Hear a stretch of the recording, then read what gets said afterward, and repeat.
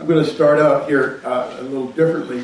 I had started out, I had another sermon that I was going to bring to you, but I really thought because of the holiday, I had to really bring up something about Memorial Day. And I think as we're younger, we don't necessarily put all the thought into Memorial Day.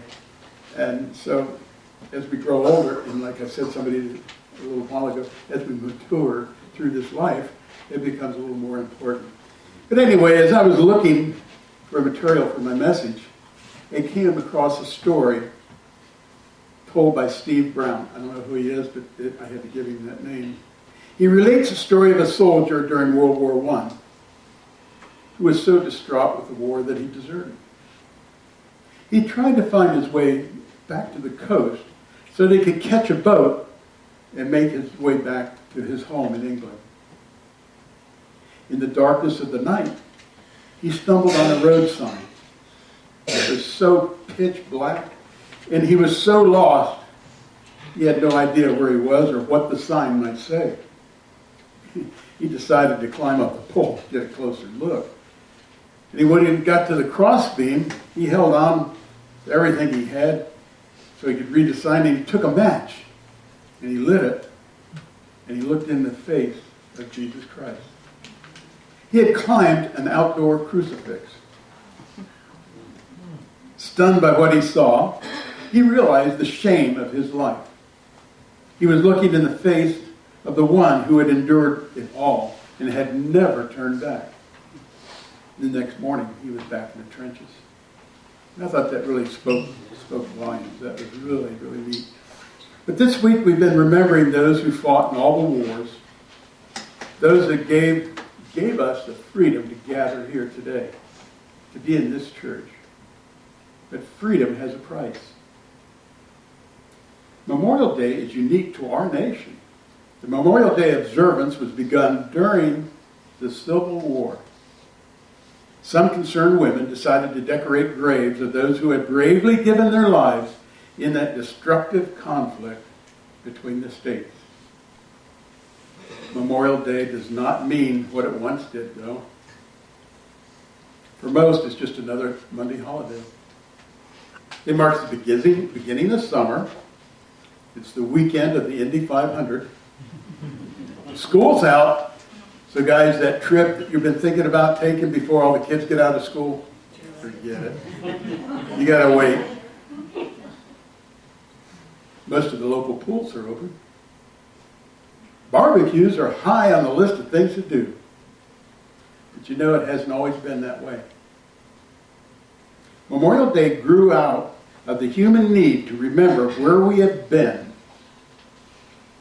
Only then we can figure out where we're going.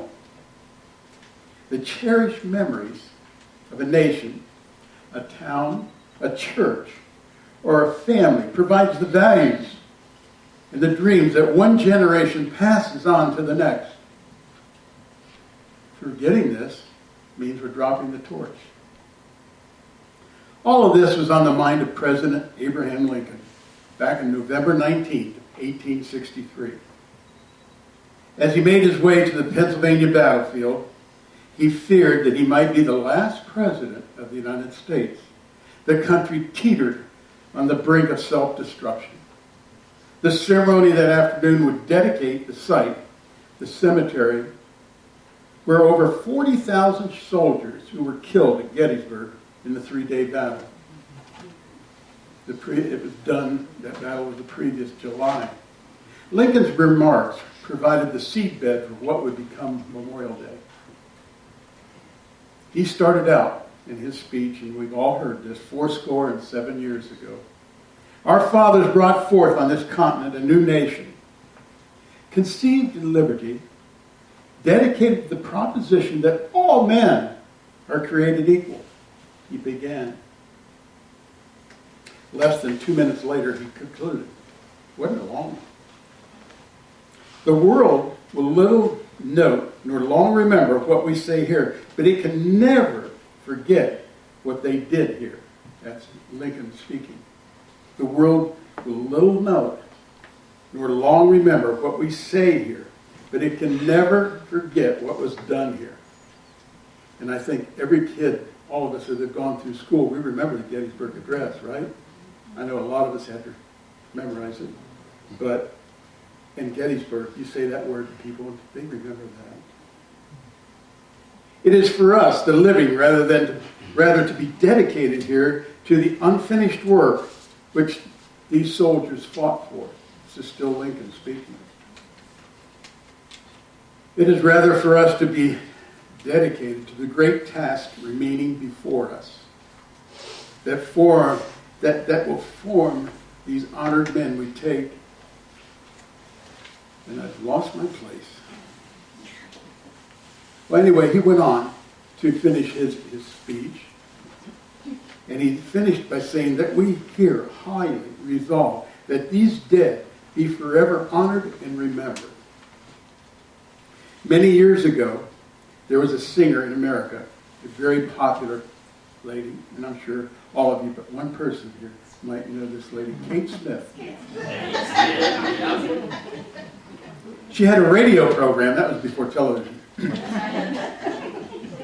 I suppose she was one of the most beloved singers, and I can remember sitting on the floor in front of our radio and listening to her on Saturday night sing. One evening on her program, she introduced a new song to America. A brand new song. The words of the song went something like this. God bless America, the land that I love. Stand beside her and guide her through the night with the light from above. From the mountains to the prairies, to the oceans white with foam. God bless America, our home sweet home. And there were other words in there, but still, do you all remember that? I can hear her voice to this day. Really, she could really sing. She could really belt it out. Something about that song electrified the nation, and it has become one of the most beloved patriotic songs. I see what my problem is. Okay, in America. There seems to be something in the lyrics of that song that is an indication that we Americans understand that we desperately need the blessings of God. We have been blessed by God, and for this we say, God bless America. We know that we must have the blessings of God in the future if we are to survive. And we know that everything we have comes from God. In Psalm 33, in the 12th verse, it expresses the sentiments of that song when it says, "Blessed is a nation whose God is the Lord." The founding of a nation is a very remarkable thing. Throughout history, there have been many attempts to create civilization. For instance, Pericles founded a civilization upon culture, and it fell. Alexander the Great founded a civilization upon military genius, and it fell. And Caesar founded a civilization upon power, and it fell. There was something unique about the founding of America. Roger Babson, many years ago, said South America was founded by men seeking gold. North America was founded by men who were seeking God. The sturdy men crossed the ocean to come to our land and came not seeking soil for their plows, but liberty for their souls.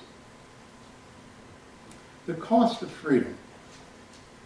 In John, the chapter 8, starting at the 32nd verse, "Then you will know the truth, and the truth will set you free." Verse 36. "So if the Son sets you free, you will be free indeed." 2 Corinthians, it says, "Now the Lord is the Spirit, and where the Spirit of the Lord is, there is freedom." Freedom is the most sought-after commodity, yet it has an elusive quality about it. When you don't have it, you want it. But when you have it, you kind of start taking it for granted. It is truly an honor to stand before you on this special day and offer these words honoring our veterans. Some are with us today here in this church. Others are fallen and they've given the ultimate sacrifice. There seems to be many stories of the beginning of the holiday, but in reading I found one that I kind of liked. And it was kind of amazing how there were so many different stories on how Memorial Day was founded and so on. But everybody seems to be in pretty good, they feel that for sure that it was in the Civil Wars when it started. But think back, the Revolutionary War. Anyway, there were some ladies from Columbus, Mississippi in 1866 went to their cemetery on the outskirts of town. It was the battleground for Shiloh, and the Shiloh dead were buried there.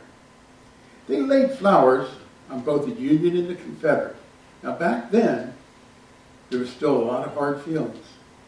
But these ladies stepped out, and they didn't care whether it was Union or Confederate. They laid flowers, honoring those. Well, a newspaper, and I find this funny, the Greeley New York Tribune printed a story on this, on the unprejudiced acts of these women that led to a widespread interest in impartial offering to the ceremony of the dead. It was seen as a healing touch for the nation at the time. The name Memorial Day wasn't commonly used until World War II. Federal law made it a holiday in 1967. And I can remember my grandmother and grandfather going up to the cemetery on, they called it Decoration Day. So Decoration Day, I think you all, yeah, we all remember, except for you. No. I'm sorry, I'm picking on you. Pastor Paul told me, don't ever do that. Yeah, that goes right up there with don't make anybody stand up. Okay.